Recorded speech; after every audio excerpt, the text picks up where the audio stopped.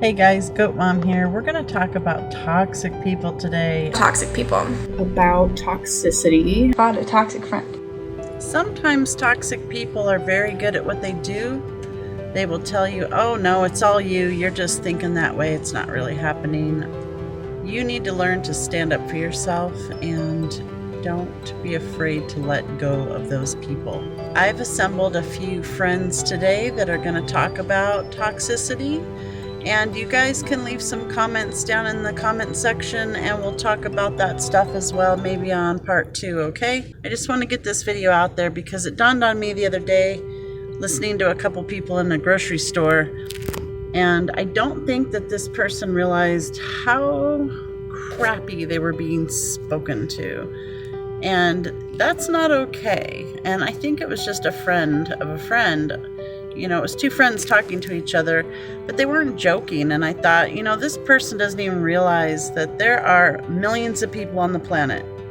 Like, don't settle. Don't settle for a bad boyfriend. Don't settle for a bad girlfriend. Don't settle for a family member that treats you bad. Don't settle for a spouse or a parent that treats you poorly. Like, have the conversation. Say, you know, I don't like this. And if you're old enough to get away, you know, cut them out of your lives for a while. That's okay. And you don't have to be mean about it unless they're jerks, but just say, I need a break. You know, that's okay. It's okay to need a break, and it's okay to thrive not around the people you thought you needed to thrive. So if people have made you think you need them, they're probably controlling you. So just really take a step back and make sure also that you're not being that person for someone else. You know, people have to learn their own way. So if someone's in danger, obviously you need to speak up and you need to tell someone. But if you just don't like the way somebody dyes their hair or, you know, does a video or writes a book and you don't like it, you know, oh well, you know, you don't need to tell everyone your opinion all the time because nobody asked for it. So just be nice. You know, if you don't have something nice to say, don't say anything. Treat others how you want to be treated and make sure that you are being treated well. And do not think that you cannot live without a friend or a person in your life just because you've always had them there. Sometimes it's better to let them go. Sometimes you might only let them go for a month or a year or a day, but let them go, you know. Do that for yourself, okay? Now let's hear from a few of my people and listen to what they have to say, and I want to hear from you guys what you have to say about it. Any questions or comments, leave them below. So let's talk about toxic people.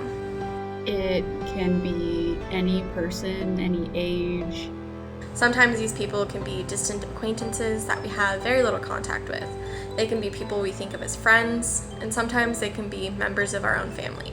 Literally any walk of life. From a family member, it can happen from a friend.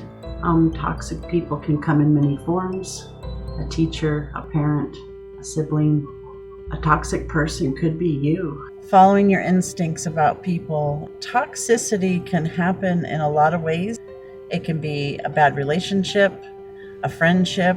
A lot of people don't really realize they're doing it. Maybe they've just never been taught how to talk out their feelings, how to not be angry instead of use their words. But none of that is your responsibility to do for them. So if people are not doing that on their own, it's kind of your job to yeet out of there and, you know, let them figure that out. You don't have to take responsibility for people or make them better people. You have the responsibility of being good to yourself. Big thing that is good to look out for when it comes to dealing with any sort of toxicity in people is that toxic people tend to really point out where their toxicity comes from. In my personal experience, whether it's with friends or relationships or family members, a lot of people like to point out, well, this is my past, here's all the traumas I went through, you should feel super bad for me, like this is why I am the way I am. Which is probably true. I mean, we've all gone through some pretty messed up stuff, probably. You know, depending on how old you are, maybe more than others, but we all have our own paths of life that we walk, and from that, we can choose to learn from it and grow from it. And we may have traumas that we're still healing from and growing from, but it's how we treat other people that's super important. I think we all probably have at least one in our lives. There's a lot of things that can be toxic.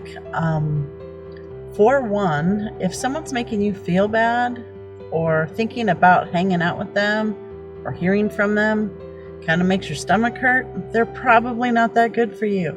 They may be toxic. So some ways that you can identify that is using that gut feeling in your stomach. Number 1, they never compliment you. Friends are supposed to be loving, supportive, and appreciative of you. And if you feel like you're giving 100% and they're not giving that in return, you could be missing a very important support system in your friendship. Number 2, they make everything a competition. If they're always trying to one-up you or play Pain Olympics with you in some way, then it's going to create a very hostile environment in your friendship and it's going to drag you down very quickly. Number 3, hanging out with them feels like you're in a soap opera all the time. They constantly stir up drama for their own entertainment, and if they don't care about other people's feelings, they're not going to care about yours. The biggest thing I probably want to say is that toxicity doesn't fit any particular mold. And the biggest thing to remember is that toxic people aren't necessarily bad people all the time. No one is all good or all bad. You know, we will all most likely make decisions that will hurt someone else. What's important to do is to always try and grow and be the best version of ourselves. Some people are really great and really cheerful and they can be super nice.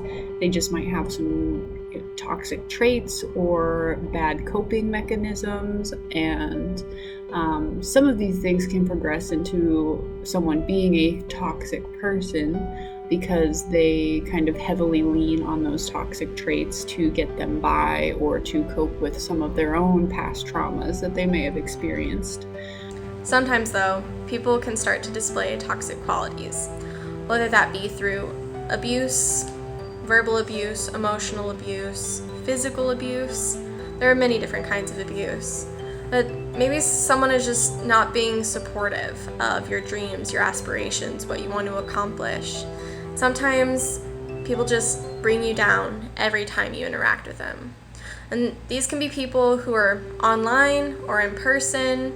If you're interacting with them over social media, over YouTube, Instagram, Twitter. So while I can have some toxic traits of not communicating enough sometimes because of the traumas that I've gone through, I've learned to bottle up my emotions a lot. So something toxic that I do is I can be passive aggressive sometimes, just because I don't actually say what I'm feeling all the time, so it comes out in little frustrations here and there, and so that's something I'm really working on. But it's important to recognize those things in yourself to ensure that you don't become these, one of those toxic people that everybody always talks about. I started to realize that when people were mad, they didn't have to yell or hit or throw things just to get their point across. So recognizing these specific behaviors and recognizing that they were harmful and toxic, that was one of the first steps in addressing all of these things that were hurting me. Please be nice to each other. Please speak up if you see something that's not right, okay? Don't accept poor behavior. Don't accept it upon yourself, and don't put it out there for others, okay? Don't let people treat you badly, right? And treat people the way you want them to treat you. It's really important that you don't let friends, use their past traumas to justify how they're treating you if they're treating you poorly, regardless of if it's platonic relationship or romantic or a family, whatever. Nothing is going to justify being treated poorly. So definitely stand up for yourself to these people. If it's a moment of lashing out due to being triggered, it's not your responsibility to take the brunt of that. It'll never be your responsibility to hold and harbor somebody else's mental traumas. It's awesome of you if you try to help out, but it's never your sole responsibility. It is something that we all go through and something that we all have to grow through. And toxic people at a certain point can become very manipulative, and they know that if they can make you feel bad for them, that you'll want to help and that you'll put up with more things. So it's important to really maintain your own boundaries so that you know when a line is crossed, because if you don't know your own boundaries, then you're never going to know when they're mistreating you. Sorry for the plane flying over the head right now and the birds flying around. Hopefully you can still hear me. I'm going to pause a second.